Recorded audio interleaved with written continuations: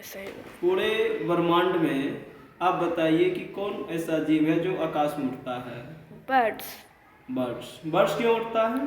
क्योंकि उसका शरीर स्ट्रीमलाइन होता है। यस। तो आज हम लोग जानेंगे पक्षी आकाश में क्यों उड़ पाता है। सभी जीवों में पक्षी का शरीर का निर्माण स्ट्रीमलाइन्ड, स्मूथ और हॉलो बोन से हुआ है।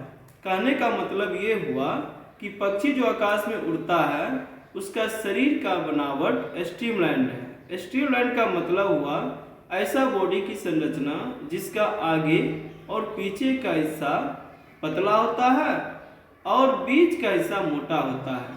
इसी आकार वाले कोई भी जीव या तो आकाश में उड़ सकता हो या पानी में भी ऐसे ही जीव तैर पाता है। तो इस प्रकार का शरीर का जब रचना होती है तो पक्षी को आकाश में उड़ते समय हवा का जो विरोध होता है, रेजिस्टेंस होता है, वो कम होता है।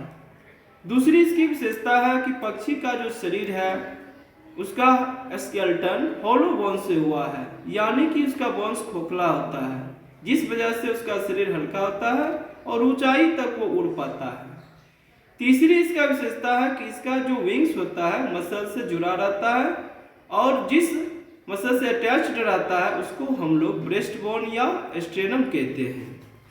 चौथी विशेषता इसका है कि जब पक्षी आकाश में उड़ता है उस समय अधिक ऊर्जा की आवश्यकता होती है और यह अधिक ऊर्जा उसे कहाँ से मिलता है?